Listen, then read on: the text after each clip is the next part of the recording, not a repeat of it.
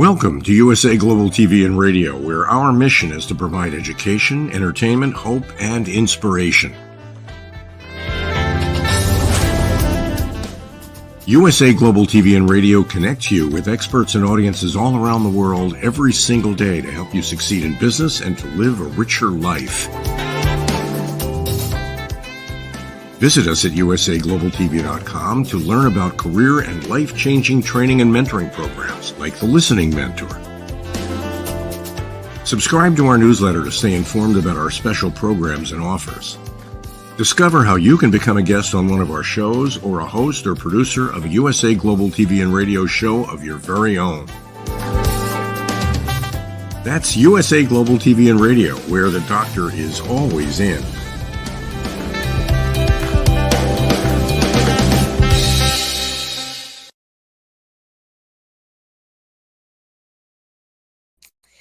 Greetings. Hello. So nice to have you here at USA Global TV and Radio. I'm Dr. Jacalyn Kerbeck, and our show today is a Woman's Prerogative Part 2. We already had Part 1 earlier today. Let's welcome the star of our show, joining us from New Zealand, MARISKA. Hello. Hello. Oh, so nice to see you. How are things on the other side of the world today? Oh, it is sunny and bright, and I am sure you guys are enjoying summer in the Northern Hemisphere. We are not so warm. We are a little bit more chilly, as you can see by the outfit. It is winter, and it is getting a little bit chillier by the day. So, but at least the sun is out, so I'm happy about that. That makes a big difference. You know, believe it or not, here on the East Coast of the United States, it is still spring. Ooh. Summer is actually, I think it's the 21st. So today's the 19th, the 20th for you, but very soon. So just, and then, you know, it's going to fly by. Yeah, of course.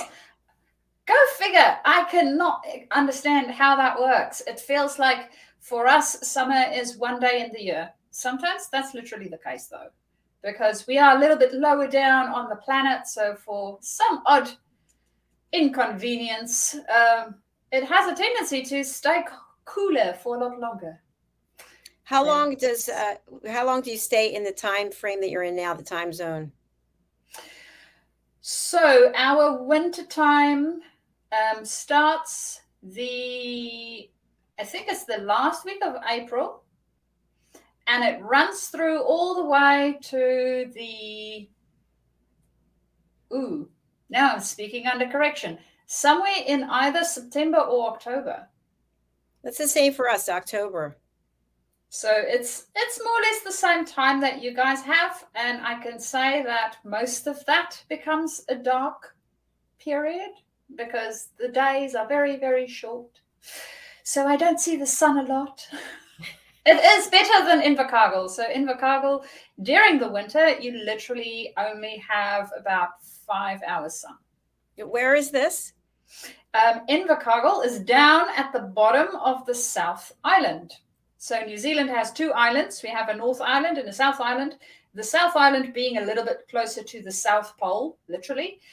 And if ever you wanted to go to the South Pole, fun fact, you are going to do that from Invercargill. So you will come to New Zealand, fly to Invercargill, then travel from Invercargill via plane, most likely, to Stewart Island. And from there, you will go to the South Pole. It's the closest spot on the planet that is inhabited to the South Pole. Have you been there?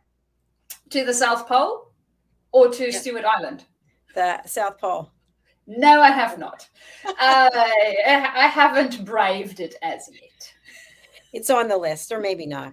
Yeah, possibly. If I'm going to work through a few warmest places first, I think.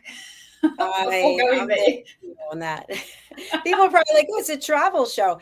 No, today's topic is my networking strategy for success. So before we dive into it, I'm going to spotlight you to share the work that you do. How do you help people? How do I help people? So the work that I do in the world is to help leaders bring a little bit more humanness into the environment. And how I do that? Well, when we move from specialists into leadership, or even when we are moving up within our leadership, there are always elements within that human space that we don't always know how to quite handle. And of course, knowing what we studied for in university and applying that to humans doesn't always work.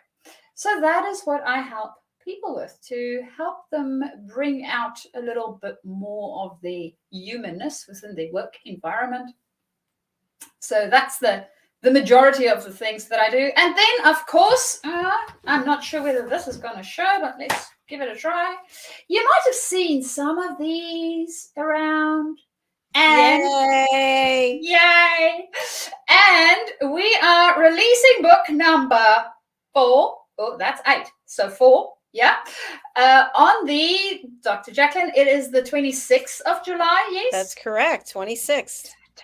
I'm going to see if I have a graphic to show. It's so exciting. Here it is. Let me take down your banner.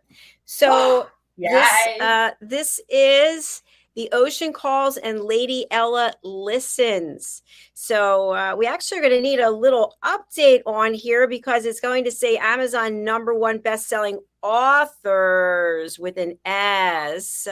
And we have to add Dr. Madeline Chan to this one as well. So that's coming out. You can go over to our website as well as to Amazon, and you can find the children's books there. All right, so let's get into my networking strategy for success. And I have to share with you, when I was in corporate, I had a very different idea about what networking was, because you have all these events that are scheduled that you go to, and you've got the cards, and you're walking around, and hey.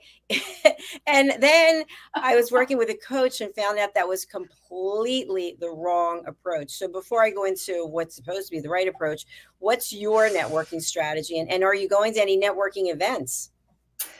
Ooh, networking. So for me, generally, networking, I approach it very strategically. I have a group that I am part of, and they are based in Hamilton. So it's a little bit further away from me at the moment, seeing as I am not in that physical space.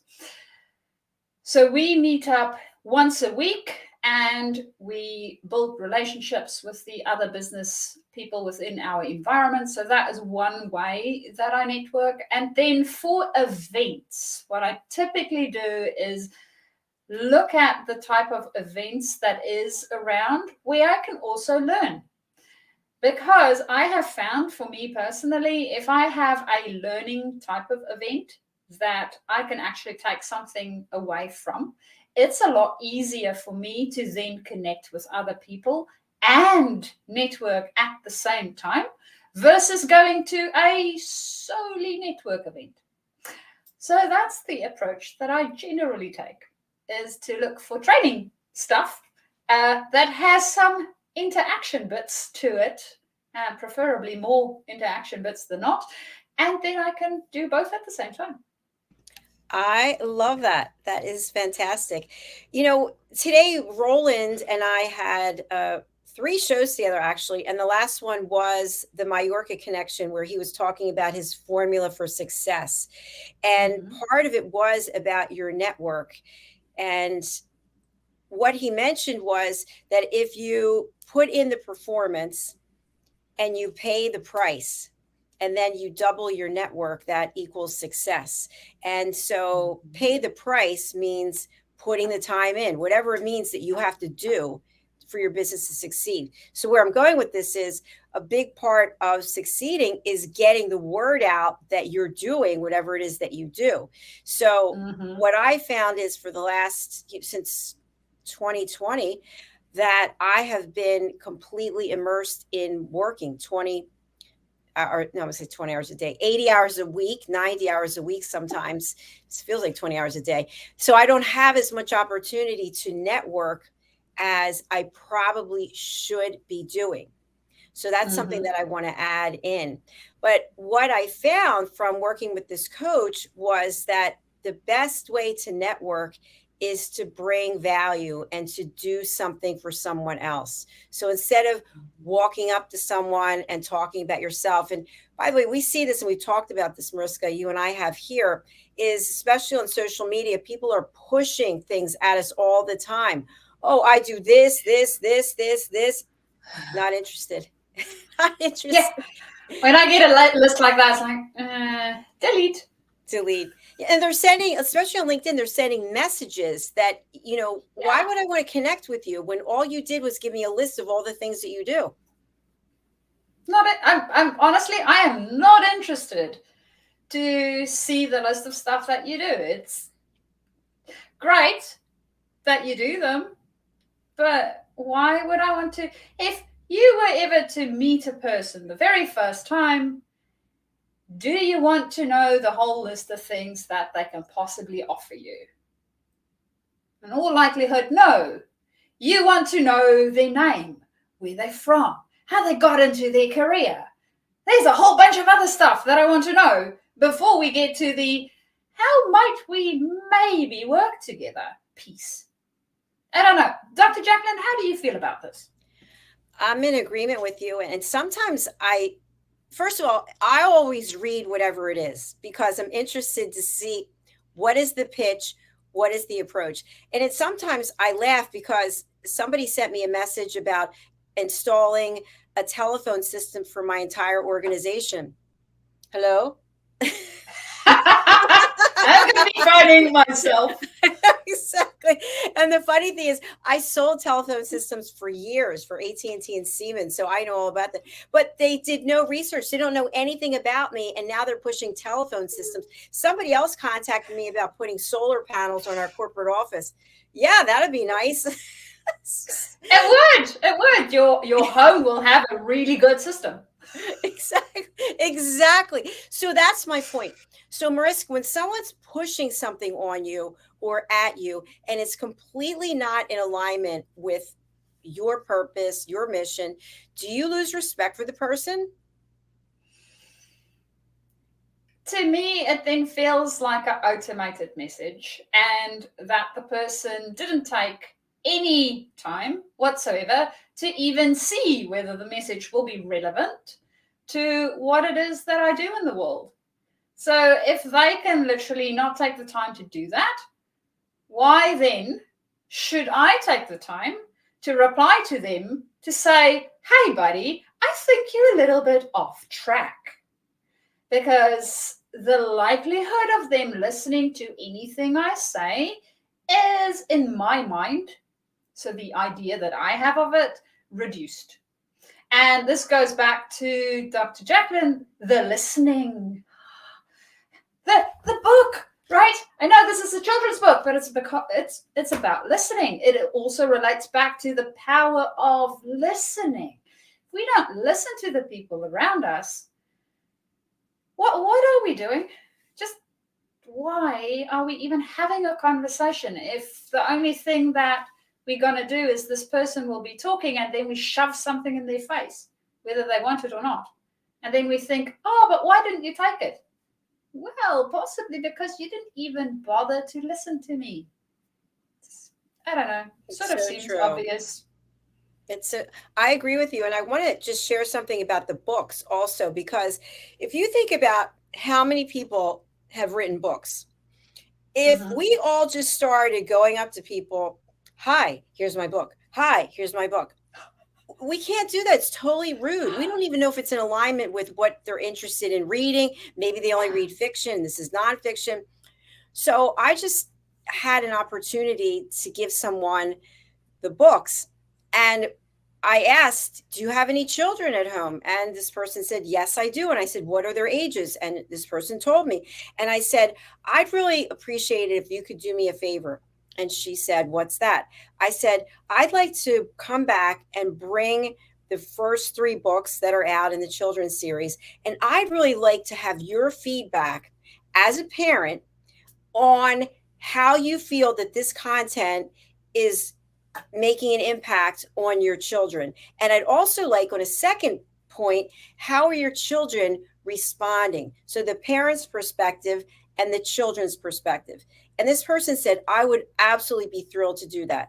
So there's value that I'm bringing to this person, and this person is bringing value to me. Mm-hmm. So that is a great way to me to network. I look at networking differently now because, as I mentioned, I'm not going to big events walking around handing out cards. And you talked about doing online training and meeting people online. And so to me, that's a win if you can each bring value to the other. Mm-hmm. I absolutely agree. Networking is not about handing out business cards. I mean, if I want your business card, I can literally go to the yellow pages and look at a whole list of numbers and literally find the group of people that I'm looking for. If you were an electrician and I'm looking for a plumber, thank you very much for your business card. It's most probably going to lie somewhere in a drawer for a very, very long time until such time that I need an electrician and not a plumber. So business cards to me, yes, it's good if I have a connection with you, if we are at the stage in our conversation and within our relationship where it makes sense for me to want to reach out and continue the conversation. If not, and I'm just going about, well, handing out business cards, it would be like literally going with the books and handing it out to different strangers.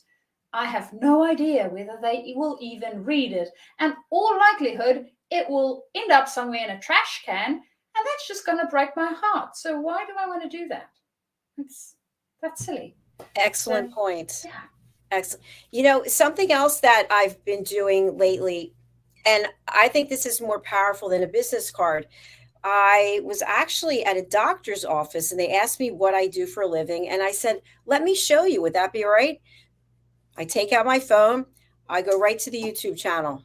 Here it is. This is one part of what I do. Can you find it on your phone? Doctor took out the phone, found it. I said, would you mind clicking subscribe? Because we have over 30 shows every week. And I'm sure there's something there that you might be interested in. What kind of shows do you have? I told him, boom, subscribe. So now he knows where I am. He doesn't have to have a card to go, what am I going to do with this card? So that's also a great way, I think, is to ask someone to go to your website. May I show you my website? I can show. And then they're already connected to you on a much higher level than just having a card. Yeah. Plus, they can start to find out exactly what it is that you're doing. How can I work with this person? What value can the both of us get from this relationship? And it's relationship building.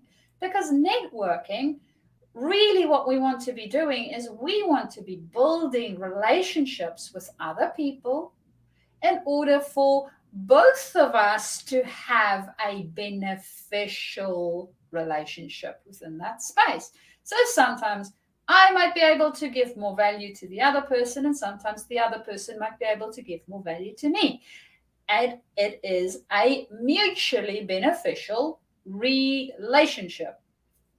It is not a shove stuff down the other person's throat sort of process, because that's not a relationship. And if that is what you are doing, maybe it's time to rethink the approach. Exactly. Very good point. So I'm hoping that people are taking notes or taking some, getting some tips about this.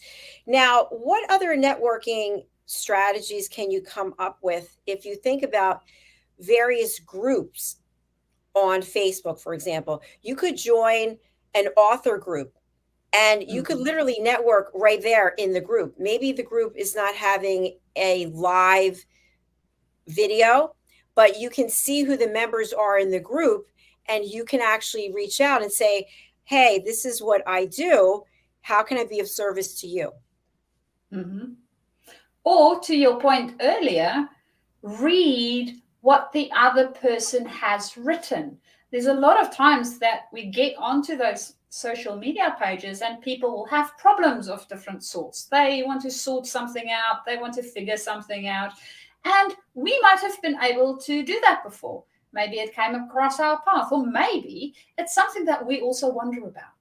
So it's something that we can explore together. Understanding what the people are actually going through and then connecting with them, so that there's already a Me Too moment that we can create of some sort, versus well, I don't really know whether this is applicable, but let's just throw it at the wall and see if it sticks. We don't want to take that approach. We want to know that we can build something that will actually stick. And one of the other things that I take into consideration with networks, and this is applicable whether you are a business owner or whether you are within an organization. So for people within organizations, when you think about your network, does your network have is it a closed network or is it an open network? And what I mean by closed networks and open networks is that when it's a closed network, a lot of the people that I know a lot of the people that I know, right? So everybody sort of knows each other. That's a closed network. And that will not necessarily bring me a lot of opportunity into my space. There's also a lot of similar thinking going on. So that type of network won't necessarily be beneficial for us as individual contributors or leaders within an organization or as a business owner. We want open networks. So, Dr. Jacalyn, to your point, if there's an authors network that I want to link into, I want to speak to a couple of different people in that network, and they might have different people within their network. And then go to another one somewhere else. Maybe the focus is different, or the location is different, or whatever the case might be. They will still be interested in books, but there's some piece of it that is different. And see who's in that network. If I see too many overlapping people from both, then that might not be the network that I want to include. I want to go and look for one where there's people in that network that's not similar to the network that I'm already a part of, in order to make my network more open. So that's something else that I consider when I look at my networks. I love that. And I think as an extension, when we think about bringing value to other people, what is one way that is so much value, it's literally priceless, and I'm big on this, is offering to make a connection between two people. I'm doing this all the time. I go over to LinkedIn, I'll say, Susan, I want you to meet Bob, Susan, I think that you have some areas you can collaborate. And many times I don't even say what I think they are, because I don't want it to be limited to that. I want them to get together and think about, why did she think that this would be a good fit for us? And so that is also a great way to bring value, which is simply making a connection from one person to the other. And you can do it right there on LinkedIn, Messenger, WhatsApp, what else? I don't know. Yes. It also reminds me of the influencer effect. So if we want to be influential, we need to give our influence. And that goes back to Dr. Jacalyn, what you just mentioned about putting people in touch with one another. If I have consumed a specific piece of material, might be a book, a training course, being on USA Global TV, and I really, really enjoyed it, using my influence with my network and promoting that thing. It's very similar to if you think about going to the movies and you really enjoyed a movie, or you went to a restaurant and it's the best service ever. I mean, of course you will be telling everybody about it. Do you get some form of kickback? No, you don't. You just really loved it, right? Why don't we do that with other people that we work with? we really enjoy working with them, tell other people that, you know what, this is a really great person to work with. Maybe not at this point in time, you might not need their services, but I really enjoyed working with them.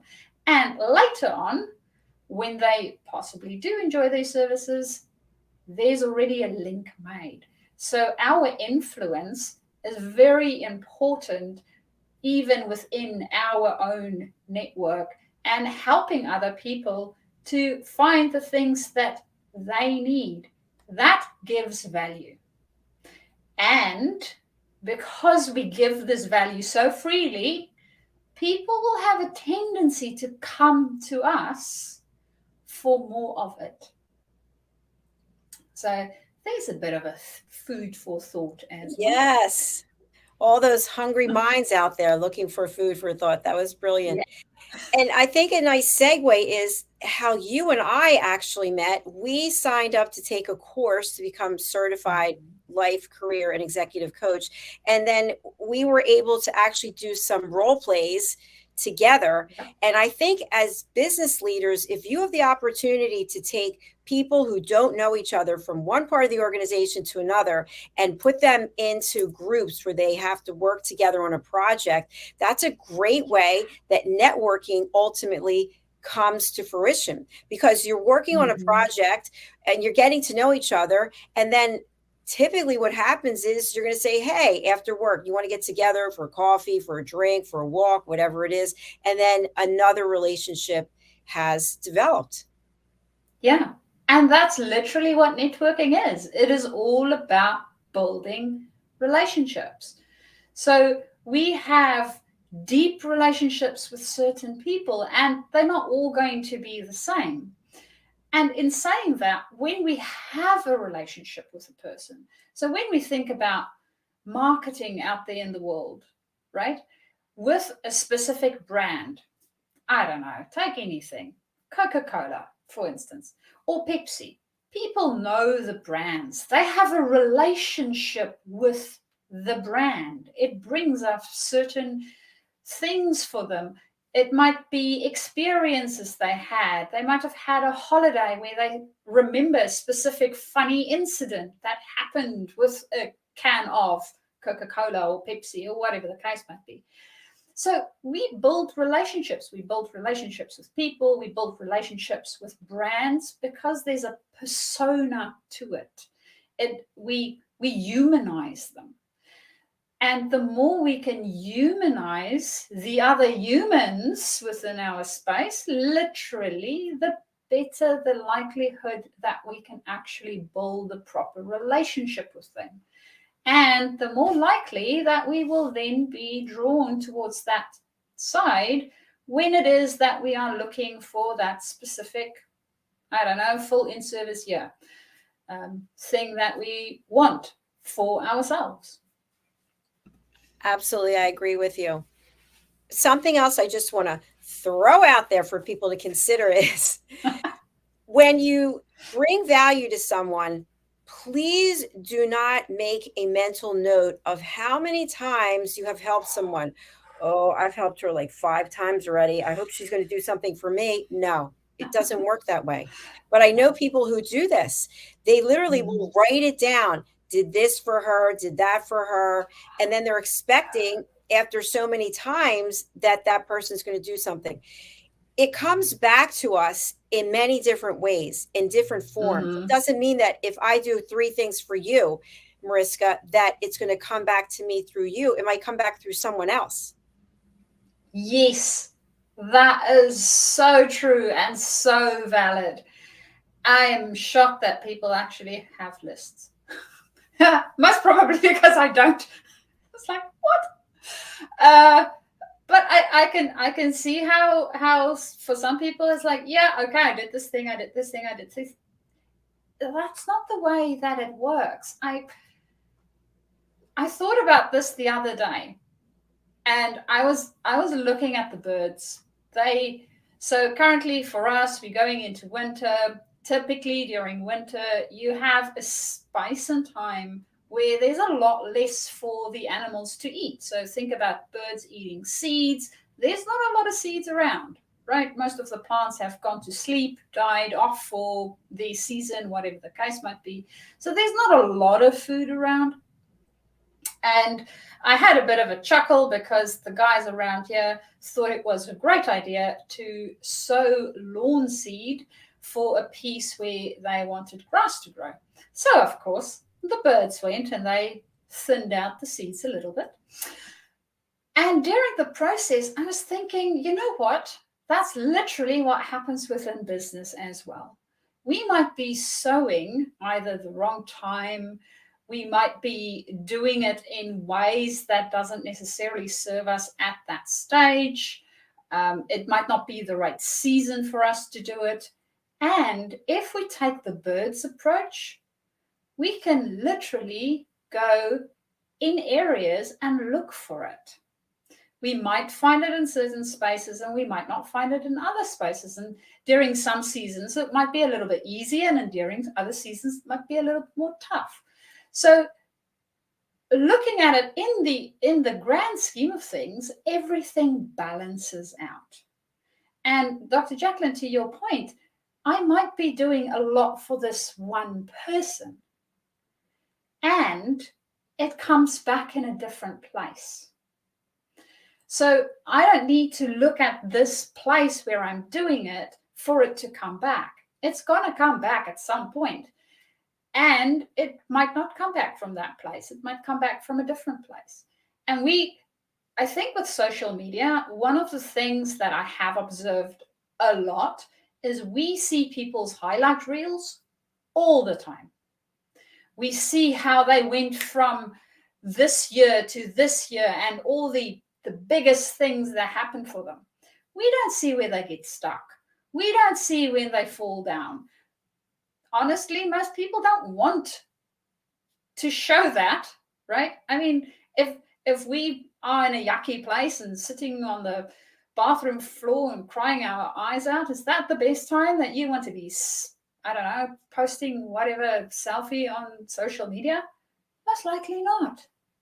You want to show when you have gotten up. But there's a time when you really don't want to get up.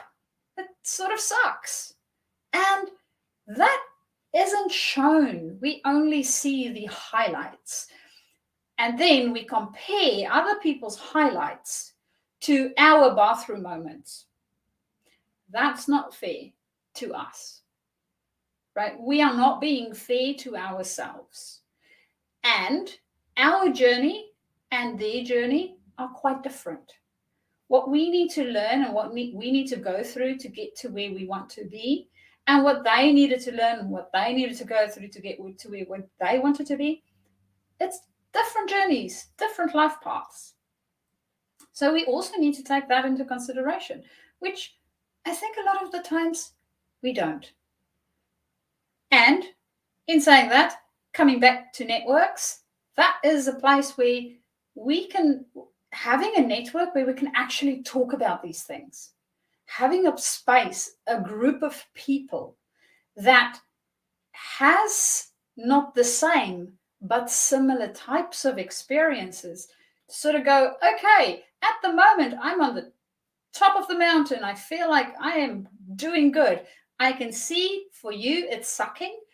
These are the things that I can help you with to get you out of that sucky place. So our network around us also helps us with the success that we then experience within our environment. And we need to tell them about it. If we're in a sucky place, I know it really, when it sucks, I mean, we don't want to tell anybody. We just want to lay in bed, pull the covers up over our head and just pretend like the world stopped. Yes, it might be helpful for maybe a day. And then we need to get up and start getting out of it and work our way through what it is that we're going to do next. There's some emotions that we need to work through. Speaking to other people that's gone through it, at least then we know what to expect. It's not necessarily going to make the emotions easier to deal with,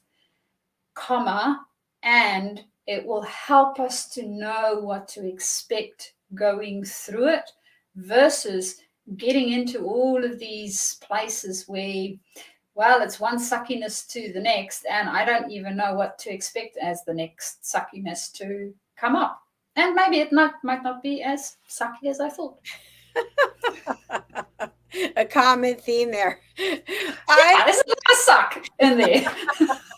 I love what you shared, and I have to tell you, this is so funny. It's exactly in alignment with what you said.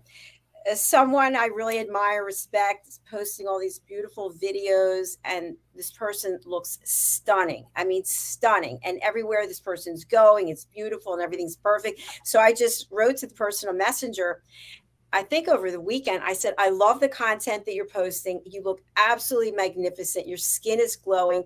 What is your secret? So she wrote back, I am in bed sick. I have a sinus infection and the flu. They are all old posts. And so somebody's doing her posting for her. And I thought, oh my gosh, I thought this is her right now. And she's in bed sick. So that's the point that you were making. And that what I'm saying is we can't always be sucked into everything that we're seeing. So when it comes to networking, we want to put things out there that are relevant, that are top of mind, that can bring value to people, in addition to some fun things as well. You know, just putting out some fun things to make people laugh. That's what I've been doing a lot lately, with some fitness tips and not looking my best with makeup running down my face. But when you think of the overall networking strategy, let's try to package it for people. There are certainly is the ability to go in person to places and meet people. I mean, for heaven's sakes, you could even be in a restaurant and maybe just walk up to somebody who's at the bar and just say, I don't know what you would say, but yes, this is not dating advice. It's definitely not dating advice. But I know for a while in the beginning of the pandemic, when I first started getting out of the house, I was going to a restaurant that I liked, and I was asking people if they wanted to be a guest, actually, for the television channel that I used to work for. So I would just ask people, hey, what do you do for a living? I'm looking to interview people. I'm not trying to get too personal, but if you're open to it, I'd love to hear more about you and your work. Oh yeah, blah, blah, blah. People love to talk about themselves. It's a matter of how you frame up the question. Mm-hmm. That is very, very true. And I know that with, is it Dan Carnegie? How to Make Friends and Influence People. So if you haven't read the book, good book to go and read. It is really around being interested in the other human being. Relationships enter here. Because that's the thing that's important. People are very much focused on what's happening for them, not what's happening for the other person. So first connecting on the them level, and then moving on to the, okay, so how can we create, work, collaborate, whatever it is that you want to be doing, and then start exploring that. And really, Dr. Jacalyn, I love that, the framing of the question, the framing of the conversation, so that we both understand what it is that we are going to, in all likelihood, get out of continuing this conversation, and being okay if the other person is not there. It is just not the right season. That's all. I love that. I love that. Something else I just want to add, I think this is also something that people can take advantage of and bring value. Let's say you attend a Zoom meeting. Let's say you're invited to attend an event and it's online. I will take my camera, my phone, and I will take a picture of everyone so I have their names. And then I'll go and research them on LinkedIn.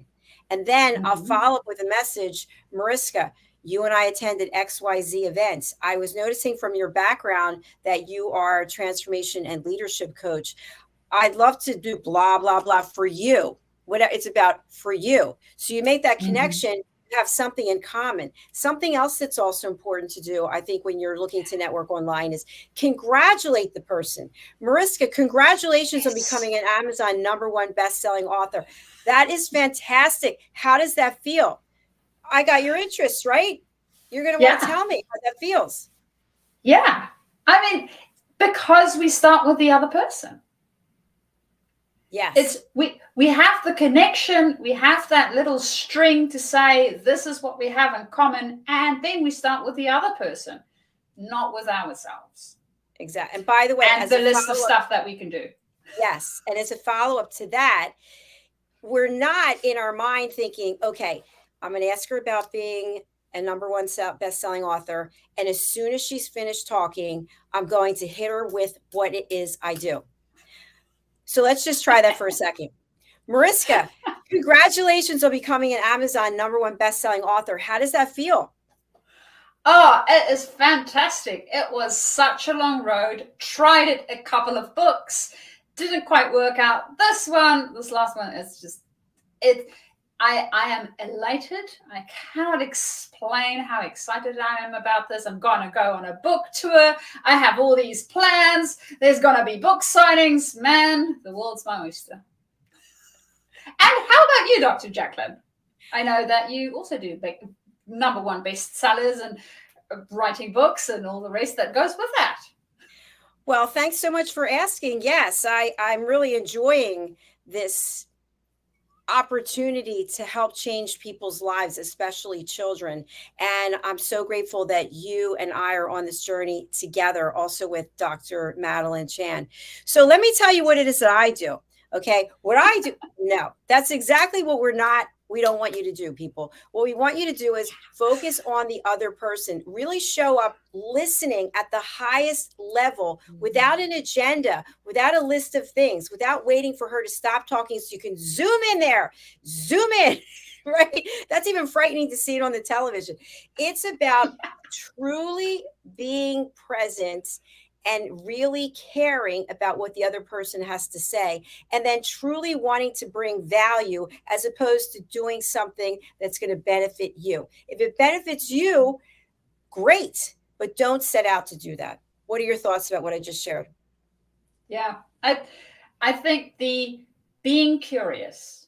So if I'm curious, it means that the other person doesn't really matter what they say. If there's something that I'm curious about within that space, I will ask about that. It also means that I'm continuously listening. I am not going into it to ask your opinion and then share my own. That's not the intention of why I asked your opinion or why I asked the question. I'm really curious about how you think about it. What about it is important to you as a human being? And I mean, whether you ask me whether it is important to me or not doesn't really matter, because my curiosity is the piece that I'm getting from the conversation. So no, not nosy, curious. There's a difference. For all those that love looking over the fence, that's nosy. That's not curious.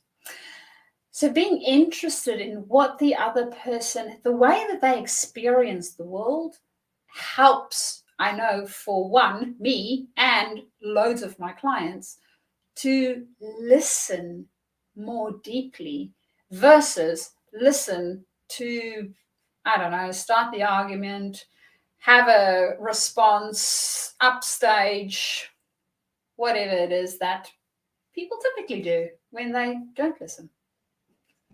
And Dr. Jacalyn can give you the whole list of what that is. One more thing I want to share, I see we're running over time, but I think it's an important discussion, is when you're speaking with someone, let's say you're now at the point where somebody wants to support you in your work, and you've done a number of things, they've really enjoyed the value that you brought, and they come to you now and they say, hey, what is it exactly that you do? Because I'd like to support your work. and you start talking about what you do, and you're getting the body language, you're getting the signals, like, Yeah. right, that they're not interested. And then you start to get annoyed and you think, I can't believe it. She's actually finally come to me after everything I've done for her. And now she's asking me what I do, and she's not interested. Who does she think she is? I can't believe I did all that. I spent all that time. No, do not do that. It's self-defeating, and it's also selfish, because you're doing something to bring value and to give back. Now the person's coming to you and they're finding out what it is that you do. That doesn't mean they're never going to work with you. It just means not now. Or maybe it means the way that you're presenting what you're doing, you haven't made it very visible and obvious as to how what you're doing is going to support the other person and what they're doing. Yep. There has to be a fit. Yes. And by reading their body language, they might be folding their arms, or they might be sort of looking at you with little squinty eyes. And it's because maybe they don't understand something you said. You also didn't take a breath anywhere in between your sentence to quickly get through your whole list of stuff that you do so that they can ask a question. We also typically, when a person asks us, so what is it that you do? We don't necessarily clarify what exactly it is that they're looking for. So asking a question, being curious as to what they would find valuable within that conversation also makes it a little bit more easy for us to answer the question in a way where it would serve them, instead of just sort of, I don't know, shoving a book in their hands and going, yep, okay, great, I did my job. So we don't want to be doing that. Exactly. And I'm going to just sum it up with what it is that I do. Two different approaches. I have two businesses, as you know, Dr. Jacalyn and USA Global TV. Who cares? That means nothing to anyone. So I can say to someone, if someone says, what is it that you do? I own a television channel, television network. My team and I give people from around the world a safe space to share their story and grow their network. How does that interest you? Well, I have a story to share, as opposed to I own blah, blah, blah. No one cares what you own. No one cares what the name is. All they care about is, what can you do to help them? Now, on the other side, I'm a certified life, career, and executive coach. Who cares? I help people learn how to listen at an elevated level so they can have a better communication strategy, deeper connections, and more authentic conversations. How would that work for you in your life, Mariska? Well, I can see where I need to level up my conversation skills. And let's start a conversation around that so I can actually find out how to do that. There you go. So as part and parcel of what we're discussing, for people who are watching or listening live or on the replay, make sure you have a succinct elevator pitch that is all about helping the other person. Now, if you do a number of things, which we all do, we're not just monochromatic. We have many sides to us, and many in cases, like for me, I have two businesses. You do a number of things. We can help people in different ways. So put your elevator pitch in a succinct, several sentences, less than 2 minutes, of how what you do can help the other person. And then you'll see that you'll really be able to build trust and credibility and interest for the person wanting to know more. That's what it's about, getting them to want to know more. You know, Mariska, I'm really interested in that. I'd love to have you make an appointment and come in and see me, or call me on the phone. Or I'd love to do a Zoom with you. How does that sound? That sounds great. So whip my diary out so we can get a date on the books. There you go. There you go. So, Mariska, your quick elevator pitch. I was afraid of this. Yes, Dr. Jacalyn, I'm suspecting that I need to actually come to you so we can get that sorted out. Elevator pitch. Oh, another thing about the elevator pitch. You know how we have movie reels and they sort of show all the little highlights or funny bits that might come up within the movie, so it piques our interest. Having something within our pitch that has a bit of a hook or a interest sparking piece in it, and not only rambling out our, I don't know, credentials, whatever it might be. So to Dr. Jacalyn's point, I help people that are specialists moving into leaderships or leaders moving up in their career to bring more humanness into their work environment, and to be able to do that from their authentic self. And I'm not too sure how that went, Dr. Jacalyn. I'll have to ask you for a score out of 10. That was very good. No scoring today. No scoring today, because I just threw it at you. But that was good. But the point is that you never know when you're going to need that elevator pitch. So you need to be practicing it, because that might be the only chance that you get to engage with that person. And they're walking away going, what the heck does she do? I'm not really sure. And that could be a missed opportunity. So we all need to work on it and work on it and work on it. Mariska, thank you for spending extra time today. I know you have a very busy schedule. You're starting your day. I'm closing my day out, which, you know, I'm not really closing my day out. So how can people reach you, and who would you like to contact you? Well, people can reach me via my email. So email is quite easy, mariska@journey2discover.com, or alternatively, you could do so via my LinkedIn and write me a little direct message so we can connect and start our conversation. For the people to reach out, if you are in a space where you are moving into managerial or leadership environments and getting along with the team and helping the team to be their best is something that you are really struggling with, because, well, it's just a lot easier for you to do it yourself, do make sure to contact me, because I know it might feel like it's easier to do it yourself.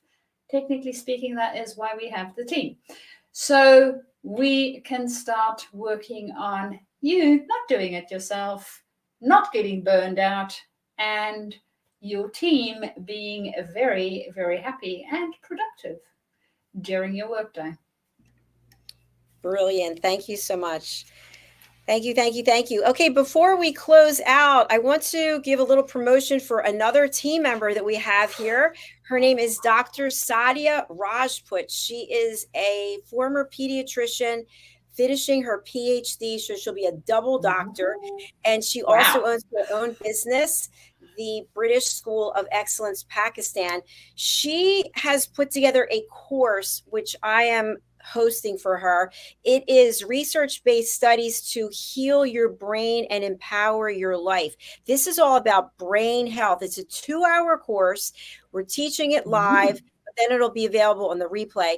You're going to learn how to get rid of brain fog, and how you're going to do this is by taking a brain fitness test.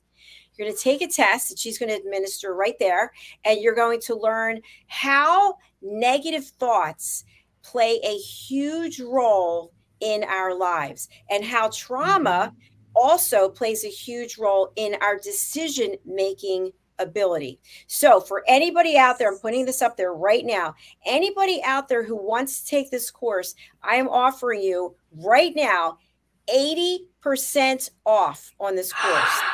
That's right. Wow. And for our team members, it's 90% off. I'm sorry if I'm playing favorites, but for the people who have joined our team. So what that looks like is it's $287 minus 80% or 90%. So there's the link right there. You're going to need a promo code. And all you have to do is reach out to me and I will give it to you. So there you go. Thank you, everyone, for watching, for listening. Thanks for being here. We'll be back tomorrow. Mariska, enjoy the rest of your day, and I will see you on Thursday.